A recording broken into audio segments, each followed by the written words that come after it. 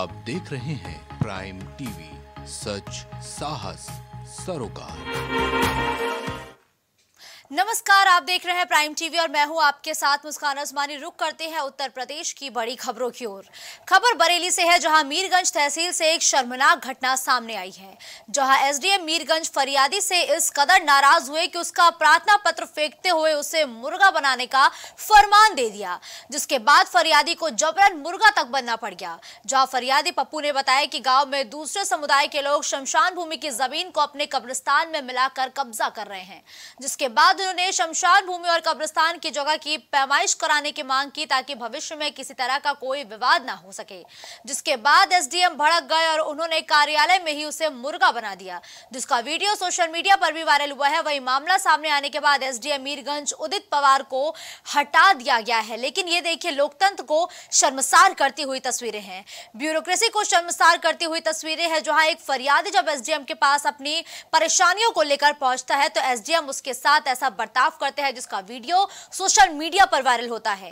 SDM फरियादी पर इस कदर भड़क जाते हैं कि उसका शिकायती पत्र तो फेंक ही देते हैं।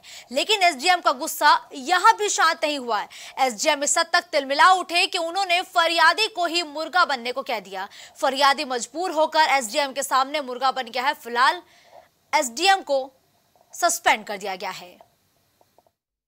2 बजे मैं जब कोर्ट करके अपने चेम्बर में लौटा था, तभी 5-6 लोग आए थे मंडनपुर गांव से, जिसमें से एक आदमी जो था वो घुसते ही मेरे सामने आके मुर्गा बन गया। और मैंने उससे बोला कि आप मतलब मुर्गा क्यों बने हो, और मैंने बाकी लोग जो आए थे गाँव से उनको बोला कि इसको वहाँ से उठाइए।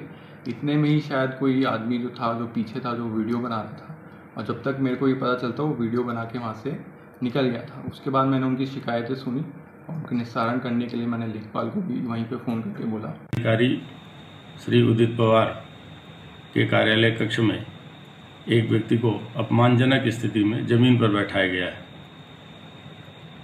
इसकी जांच कराई गई तो श्री उदित पवार उप जिलाधिकारी मीरगंज की प्रथम दृष्टया लापरवाही पाई गई, इसलिए उनको तत्काल मुख्यालय से संबद्ध कर दिया गया है और नए उप जिलाधिकारी श्री देश दीपक सिंह को उप जिलाधिकारी मीरगंज के रूप में रहने वाले ग्राम मंडनपुर तहसील मीरगंज जिला बरेली का रहने वाला हूँ। क्या शिकायत लेके आए थे? मैं साहब आज तक बुजुर्गों से लेके अब तक मेरी इतनी उम्र है, 42 साल की उम्र है, लेकिन आज तक शमशान भूमि के बारे में आया हूँ। मैं शमशान भूमि ग्राम मंडनपुर में तहसील मीरगंज में नहीं है। मैंने प्रमाण पत्र दिया था एसडीएम साहब के लिए, एसडीएम साहब ने मुझे मुर्गा बना दिया गया। मुर्गा बनाने के बाद मैंने कहा साहब मुर्गा क्यों बना रहे हैं, गाली गलौज देने लगे।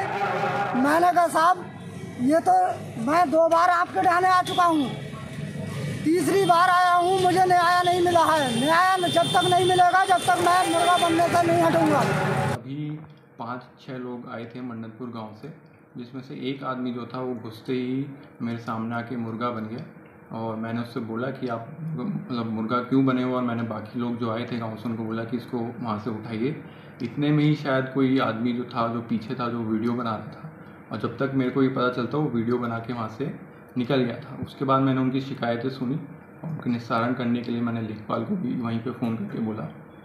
तो रुक करते हैं कलीम का, जो इस खबर पर लाइव हमारे साथ जुड़ चुके हैं। कलीम, देखिए, बरेली से लोकतंत्र को शर्मसार करती हुई तस्वीरें सामने आई, जहां एक फरियादी को एसडीएम मुर्गा बनने पर मजबूर कर देते हैं और इस दौरान एसडीएम की तरफ से सफाई दी जाती है कि वो आदमी अचानक मुर्गा बन गया। इस पूरे मामले की सच्चाई क्या है कलीम? देखिए मुस्कान जी, सबसे पहले तो हम एक बात आपको याद दिलाएंगे कि जैसे कि पिछले साल 7 दिसंबर को मुख्यमंत्री योगी आदित्यनाथ ट्रेनी पीसीएस अफसरों से जिस तरीके से मुलाकात की थी, मुलाकात करने के बाद उनसे साफ तौर से कहा था कि जिस तरीके से ये ट्रेनी जो अधिकारी हैं, ये जो है राज्य प्रशासनिक तंत्र की रीढ़ हैं, और इसके साथ ही इनको एक नसीहत दी थी कि अपराधियों के प्रति काम करेंगे और गरीबों के प्रति सहानुभूति दिखाएंगे। लेकिन इस जीरो टॉलरेंस की जो नीति की नसीहत दी थी मुख्यमंत्री योगी आदित्यनाथ ने, उस नसीहत को इन अधिकारियों के द्वारा एक अलग ही नजरिए से ले लिया गया, जिसके तहत एक तस्वीर जो सामने आई, उसी तस्वीर का ये एक हिस्सा है मीरगंज का। क्योंकि जिस तरीके से देखा गया कि एक जो पप्पू नाम का व्यक्ति है, वो जो एसडीएम के पास पहुंचता है, एसडीएम से लगातार फरियाद लगा रहा था कि उसकी जो जमीन है, जहां पर जिस जमीन के लिए वो लगातार पहुंचा था, उस जमीन को एक समुदाय ने अपनी कब्रिस्तान की जमीन में जोड़ लिया है और उस पर लगातार कब्जा भी कर रहा है। क्योंकि इस शिकायत को लेकर के लगातार वो एसडीएम के चक्कर काट रहा था, लेकिन उसकी सुनवाई नहीं हो रही थी।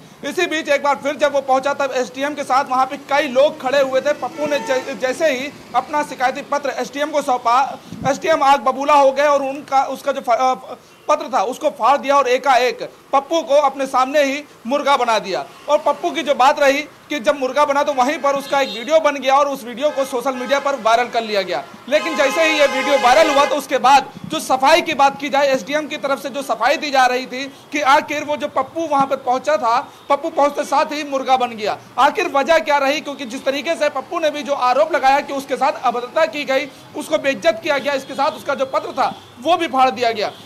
तो जाहिर सी बात है, जो जीरो टॉलरेंस की जो नीति अपनाने की जो बात कही गई थी मुख्यमंत्री योगी आदित्यनाथ के द्वारा, तो उस जीरो टॉलरेंस की नीति के तहत जो गरीबों के प्रति सहानुभूति की बात की गई थी, वो सहानुभूति की एक तस्वीर सामने आई है कि एसडीएम साहब किस तरीके से इसकी सहानुभूति गरीब के प्रति दिखा रहे हैं। क्योंकि वो खुद ही एक तरीके के जज बन बैठे हैं और जज बनते हुए वहां पर फैसला सुना दिया। और जो फरियादी था, फरियादी के साथ अभद्रता करते हुए उसको कमरे से बाहर कर दिया गया। तो फिलहाल अब इस मामले को लेकर जिस तरीके से बात की मामले को लेकर एक बार फिर से ब्यूरोक्रेट्स और ब्यूरोक्रेसी पर अब बड़ा सवाल खड़ा होने लगा है और डीएम की तरफ से अब ये साफ तौर पर बयान दिया गया है कि ये सभी आरोप पूरी तरीके से सच पाए गए हैं और जो एसडीएम है उन्हें फिलहाल हटा दिया गया है।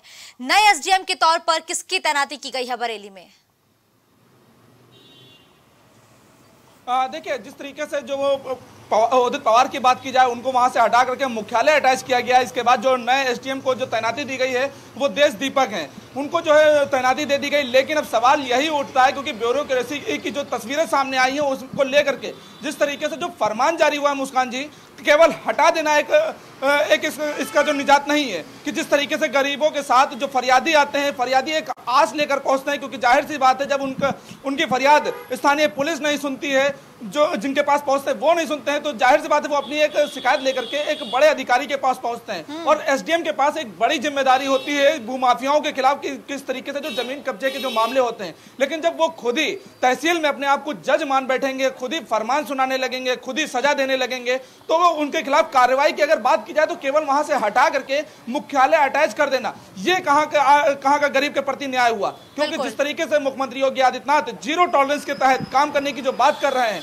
उस जीरो टॉलरेंस के तहत ये जो कार्रवाई हुई है, इस कार्रवाई से केवल एक जो गरीब की बात की जाए, जिस तरीके से उसको बेइज्जत किया गया, उसको न्याय नहीं मिला। केवल एक आश्वासन की जो तस्वीर है, केवल हटा करके उसको न्याय तब होगा जब लगातार वो जो जिस तरीके से फरियाद लगाते हुए पहुंच रहा है, उस फरियादी को की सुनवाई होगी, उसका निजात मिलेगा। और जो एसडीएम साहब की तस्वीर आई, एसडीएम साहब ने साफ कहा, क्योंकि आप खुद इस बात से मुखातिब है कि जिस तरीके से अगर किसी भी कार्यालय में आप पहुंचिए तो वहां पर बाकायदा सुरक्षा कर्मी लगे होते हैं और एकाएक अगर कोई व्यक्ति आता है और शिकायती पत्र दे करके खुद ब खुद मुर्गा बन जाना, ये अपने आप में एक बड़ी बात कही गई उनके द्वारा। जो एसडीएम लगातार जिक्र कर रहे हैं और सभी वाकिफ है इस बात से कि सीएम योगी आदित्यनाथ लगातार ये बात करते हैं कि जीरो टॉलरेंस की नीति को अपनाया जाए और वो अधिकारियों के साथ ही जो तमाम ब्यूरोक्रेट्स है उनको भी यही संदेश देते हैं, यही सीख देते हैं कि जो आम जनता है उसके साथ आप अपना व्यवहार एक लीनियंट रखें ताकि जो जनता है वो दोस्त की तरह आपको समझे, अपनी परेशानी को बताए। लेकिन जब ऐसी तस्वीरें आएंगी तो समाज में क्या संदेश जाएगा? क्या वाकई में लोगों के मन से पुलिस का डर खत्म होगा क्या?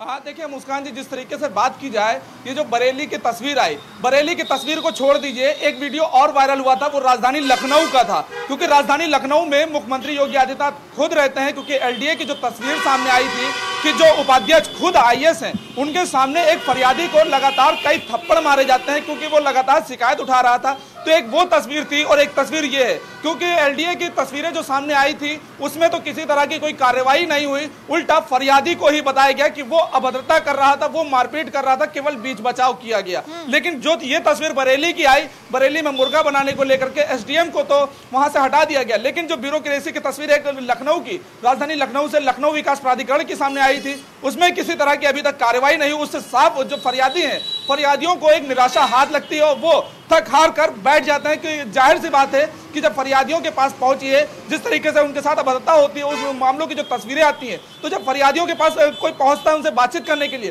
तो वो बाकायदा मायूसी के साथ निराशा अपनी बताते हैं कि किस तरीके से उनके साथ अभद्रता की गई, उनकी जमीनों को कब्जाया गया, उनके साथ जो है अन्याय किया गया। तो जाहिर सी बात है जो नीचे का आम जनमानस है वो काफी इन सभी घटनाओं से निराश दिखता है। लेकिन जिस तरीके से अगर कलीम इस खबर पर हमारे साथ जुड़ते हुए तमाम अपडेट और जानकारियां हमारे दर्शकों तक पहुंचाने के लिए, तो देखिए एक बार फिर से आपको वो तस्वीरें दिखाते हैं जिसमें लोकतंत्र शर्मसार हुआ है, ब्यूरोक्रेसी शर्मसार हुई है और हमारे ब्यूरोक्रेट्स भी शर्मसार हुए हैं। ये तस्वीरें बरेली से हैं, जहां एसडीएम मीरगंज ने एक फरियादी को मुर्गा बना दिया और मुर्गा बनाने के साथ ही उसका शिकायती पत्र भी फाड़ दिया है और ये शर्मनाक घटना बरेली से सामने आई है।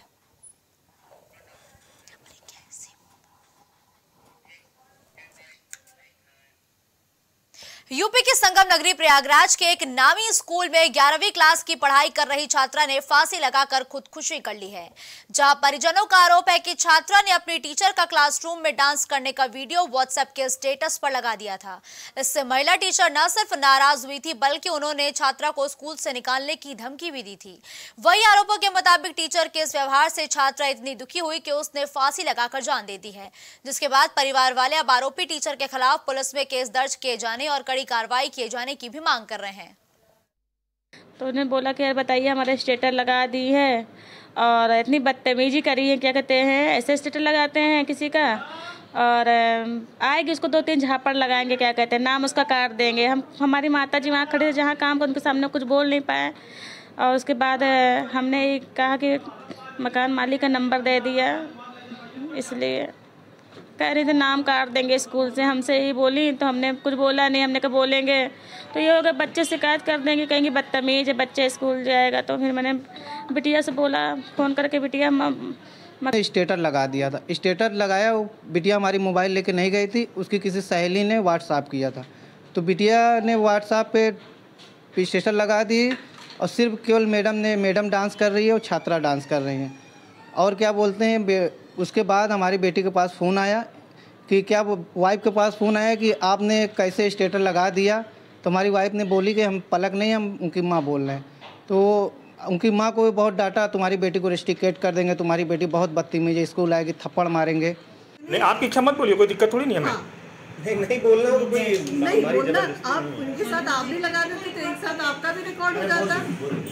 हाँ आप उनसे बाइट ले लीजिए ना। ऐसा नहीं होता ना मैम। अच्छा तो देखिए छात्रा ने फांसी लगाकर खुदकुशी की है। ये खबर प्रयागराज से है, जहां परिजनों ने महिला टीचर पर गंभीर आरोप लगाए कि एक डांस का स्टेटस लगाने पर शिक्षिका भड़क गई, जिसके बाद शिक्षिका ने छात्रा को भी फटकार लगाई, स्कूल से रेस्टिगेट करने की भी बात कही, जिससे परेशान होकर एक 8वीं क्लास की छात्रा ने खुदकुशी कर ली है। पवन इस खबर पर ज्यादा जानकारी के लिए प्रयागराज से इस वक्त लाइव हमारे साथ जुड़ चुके हैं। पवन देखिए प्रयागराज से एक ऐसी तस्वीरें सामने आई जिसने एक बड़ा सवाल खड़ा किया है। एक 8वीं कक्षा की छात्रा ने फांसी लगाकर आत्महत्या कर ली और वजह बताई गई है कि टीचर की डांट, लेकिन मुख्य वजह क्या है पवन? देखिए मुस्कान, इस पूरे घटना की शुरुआत प्रयागराज के राजापुर स्थित कैंट थाना क्षेत्र के मेरीवाना स्कूल से शुरुआत होती है और बीते 5 सितंबर को पूरे देश के स्कूलों में शिक्षक दिवस का आयोजन हुआ था और उसमें तमाम स्कूलों में तमाम तरह के सांस्कृतिक कार्यक्रम भी किए गए थे। और ये घटना मेरीवाना स्कूल की है, जहां पर शिक्षक दिवस के दिन छात्रों द्वारा इस तरह के आयोजन को किया गया था। हालांकि अगर हम पूरे घटना की तस्वीरों को देखें और स्कूल की जो प्रधानाचार्य उनकी माने तो उसमें यह साफ तौर पर कहा गया है कि उनके स्कूल में इस तरह के कार्यक्रम के आयोजन करने के लिए उन पर रोक लगाई गई थी। लेकिन उनका कहना है कि छात्राओं ने इस तरीके से उनसे अपील की थी कि शिक्षक दिवस पूरे साल में एक बार होता है और ऐसे में हम शिक्षक दिवस को सेलिब्रेट करेंगे।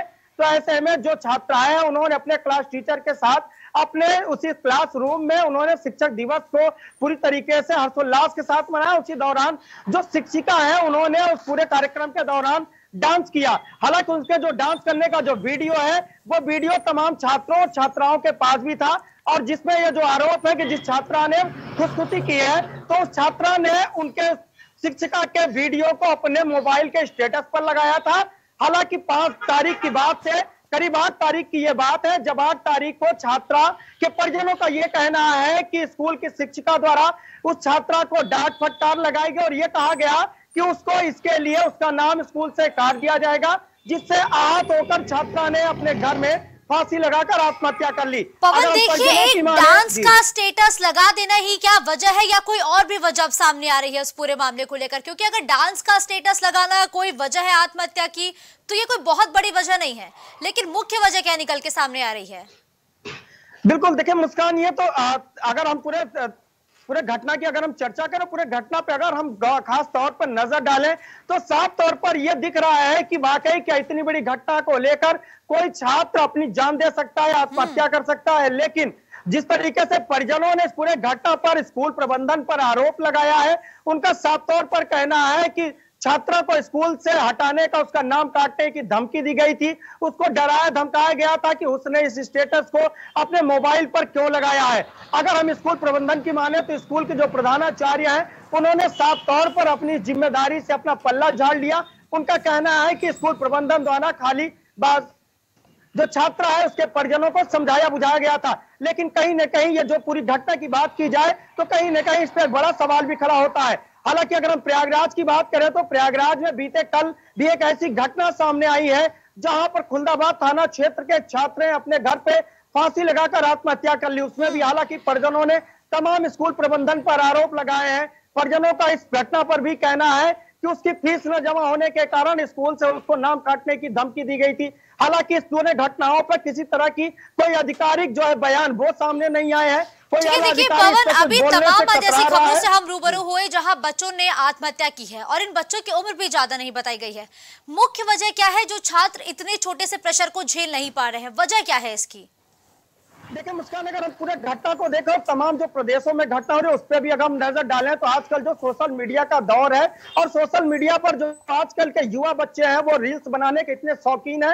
हालांकि ये भी कहा जा रहा है कि ये जो छात्रा थी इसको भी रील बनाने का बहुत शौक हुआ करता था और आजकल सोशल मीडिया के इस दौर में जो बच्चे हैं वो पूरी तरीके से भावुक हो चुके हैं। अच्छी और खराब चीजों में वो तमाम जो है फैसले ले लेते हैं।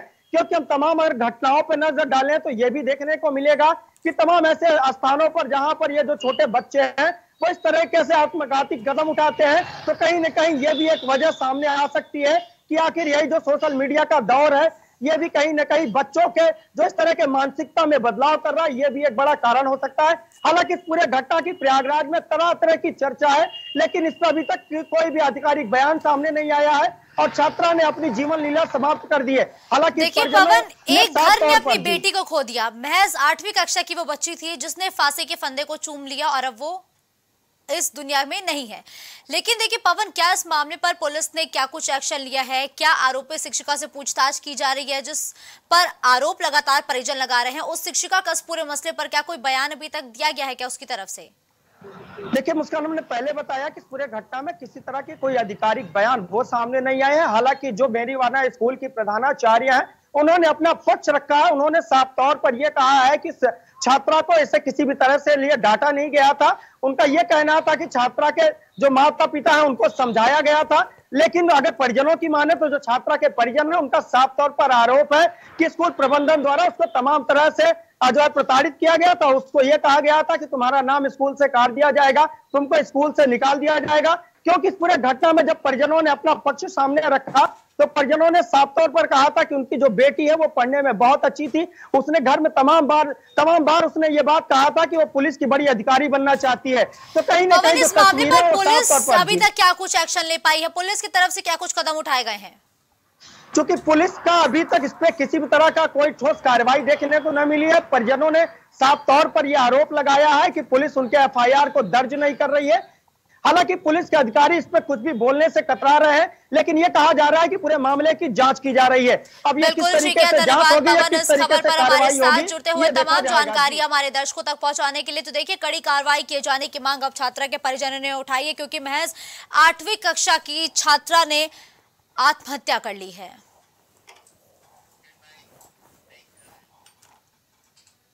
खबर मेरठ से है, जहां देर रात जिला अस्पताल में भर्ती 20 से ज्यादा टीबी मरीजों को ऑक्सीजन लेवल कम होने से उनकी हालत बिगड़ गई और अचानक ऑक्सीजन लेवल डाउन होने से सांसें फूलने लगी, जिसके बाद तीमारदारों ने मरीज की बिगड़ी हालत को देखते हुए हंगामा शुरू कर दिया और आनन फानन में तीमारदारों ने पुलिस बुला ली। वही सूचना पर पहुंचे डॉक्टर्स ने सभी मरीजों को इमरजेंसी वार्ड में शिफ्ट करना भी शुरू कर दिया, जिसके बाद लोगों की हालत में सुधार हुआ। साथ ही मरीजों के तीमारदारों ने बताया कि टीबी वार्ड में रात को मरीजों को कोई इंजेक्शन दिया गया था और उस इंजेक्शन को लगाने के बाद ही मरीजों की हालत बिगड़ी है। देखिए, डॉक्टर्स पर गलत इंजेक्शन लगाने का आरोप ये मेरठ से सामने आया है।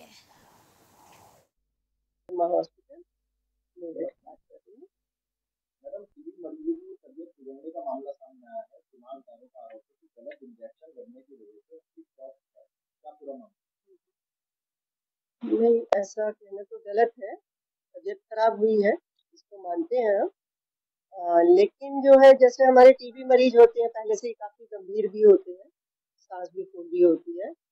नाइट शिफ्ट में जो इंजेक्शन उनको लगे, उसके बाद कुछ लोगों को कपकपी, घबराहट और थोड़ा सांस फूलना, सांस टीबी वाले मरीजों की पहले भी फूली होती है, तो वो हुआ उनको। तुरंत जो है हमारे स्टाफ ने हमें इन्फॉर्म किया, हम सब डॉक्टर जाके हमने मैनेज किया। आधे घंटे के अंदर सब मरीज सेटल हो गए। इस समय भी ईच एंड एवरी पेशेंट जो है बिल्कुल सेटल है, स्टेबल है। तो ये जांच का विषय है कि क्यों हुआ। ऐसा नहीं है कि वो इंजेक्शन फर्स्ट टाइम लगे हैं, दवाई फर्स्ट टाइम लगी है, लग रही है पहले भी, लेकिन वही हम देखेंगे। हमने जांच समिति गठित की है, देखेगी कि क्यों ऐसा हुआ और भविष्य में ये ऐसा बिल्कुल नहीं होना चाहिए। मुझे बहुत दुख है इस बात का कि हुआ, लेकिन मुझे भगवान का मैं शुक्र इस बात के लिए करना चाहूंगी कि उन्होंने हमारे सारे मरीजों को ठीक रखा और जो हम सबने मेहनत की तो उसका फल हमें ये। रुक करते हैं राजन का, जो इस खबर पर लाइव हमारे साथ मेरठ से जुड़ चुके हैं। राजन, देखिए, 20 मरीजों की अचानक हालत बिगड़ जाती है। फिलहाल उनकी हालत सही बताई गई है और परिजनों का आरोप है कि किसी इंजेक्शन की वजह से उनकी हालत बिगड़ी है। वहीं सीएमओ की तरफ से एक बयान दिया गया है कि जांच कमेटी का गठन कर दिया गया है जो जांच करेगी। कितना समय दिया गया है जांच कमेटी को कि वो अपनी रिपोर्ट सौंपे?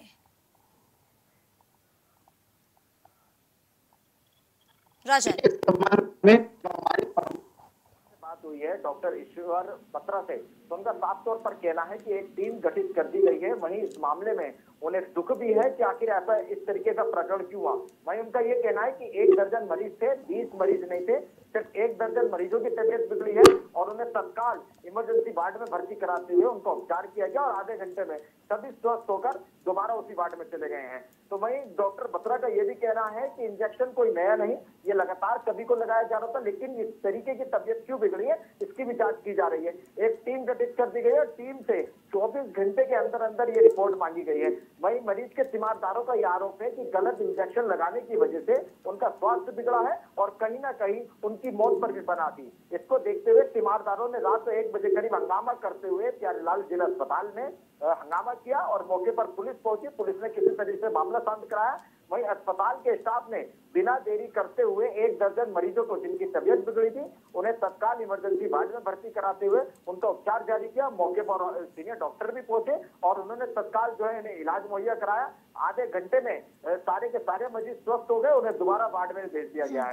राजन, देखिए, कहा जा रहा है कि जिस इंजेक्शन को लेकर लगातार परिजन आरोप लगा रहे हैं कोई गलत इंजेक्शन लगाया गया, वो कोई पहली बार नहीं कई बार ऐसे इंजेक्शन लगाए जा चुके हैं, लेकिन क्या डॉक्टर ने उस इंजेक्शन का नाम बताया जो कल रात मरीजों को लगाया गया था?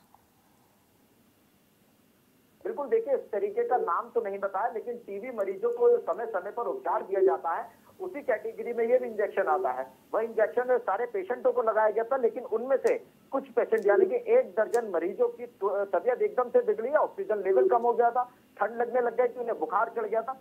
लेकिन तीमारदारों का यह भी कहना है कि उनके शरीर यानी कि हाथ जो सिकुड़ने लगे थे तो कहीं ना कहीं उनकी मौत पर बना थी। इसको देखते हुए परिजन घबरा गए और हंगामा करते हुए 112 नंबर को सूचना दे दी। वहीं इस मामले में खुद प्रमुख अधीक्षक डॉक्टर ईश्वर बत्रा ने टीम गठित कर दी गई है और जल्दी 24 घंटे के अंदर अंदर वो टीम इस मामले की रिपोर्ट पेश करेगी और आगे की कार्रवाई की जाएगी। वहीं डॉक्टर ईश्वर बत्रा का प्राइम टीवी से बात करते हुए ये कहना है कि भविष्य में ऐसा ना हो इसके लिए भी ध्यान रखा जाएगा और टीम गठित कर दी गई है। 24 घंटे के अंदर अंदर रिपोर्ट आने के बाद में जो आगे की कार्रवाई है वो की जाएगी। वहीं जो गलत इंजेक्शन, बिल्कुल राजू, देखिए उस दौरान डॉक्टर्स ने भी सक्रियता दिखाते हुए जो तमाम मरीज जिनकी हालत बिगड़ी थी उनको इमरजेंसी में भर्ती कराया है, लेकिन अगर फिलहाल मौजूदा स्थिति की बात करें तो मरीजों की हालत कैसी है? बिल्कुल सही सवाल किया मुस्कान आपने कि मौजूदा हालात कैसे हैं। मौजूदा हालात बिल्कुल सही है, सारे मरीज एकदम खा रहे हैं, पी रहे हैं, उन्हें किसी प्रकार की कोई दिक्कत नहीं है, फल फ्रूट उनका चल रहा है और अस्पताल की तरफ से जो दवाइयां चलती हैं, जो उनकी कैटेगरी है दवाइयों की, वो भी सोल्ट दिया जा रहा है। तो डॉक्टर बत्रा का यही कहना है कि बहुत जल्द ये मरीज भी स्वस्थ हो जाएंगे, क्योंकि हमारी तरफ से किसी भी प्रकार की लापरवाही नहीं बरती जा रही है। यदि इस पूरे मामले में लापरवाही अगर किसी की तरफ से बरती गई है तो उसे किसी भी कीमत पर बख्शा नहीं जाएगा और उसके खिलाफ सख्त कार्रवाई की जाएगी। वहीं सुबह जो हमारी मेरठ सीएमओ डॉक्टर अखिलेश मोहन से बात हुई थी तो उनका भी यही कहना था कि टीम गठित कर दी गई है, जैसे ही रिपोर्ट आएगी आगे की कार्रवाई की जाएगी। लेकिन इसमें घबराने वाली बात यह है कि 1 दर्जन के मरीज बिल्कुल स्वस्थ है और उन्हें दोबारा वार्ड में भर्ती करा दिया गया है। बिल्कुल ठीक है, धन्यवाद राजन इस खबर पर हमारे साथ जुड़ते हुए तमाम जानकारी और अपडेट हमारे दर्शकों तक पहुंचाने के लिए। तो देखिए 20 मरीजों के हालत खराब होने की खबर बीती रात सामने आई थी। 20 टीबी के मरीज बताए गए थे और परिजनों का आरोप था कि गलत इंजेक्शन लगने की वजह से इन सभी मरीजों की हालत काफी बिगड़ गई थी, लेकिन अब सभी मरीजों की हालत में सुधार है। सभी मरीजों की जो स्थिति है वो अब सामान्य बनी हुई है। इस बुलेटिन में फिलहाल के लिए बस इतना ही। देश दुनिया की तमाम बड़ी खबरों के लिए आप देखते रहिए प्राइम टीवी।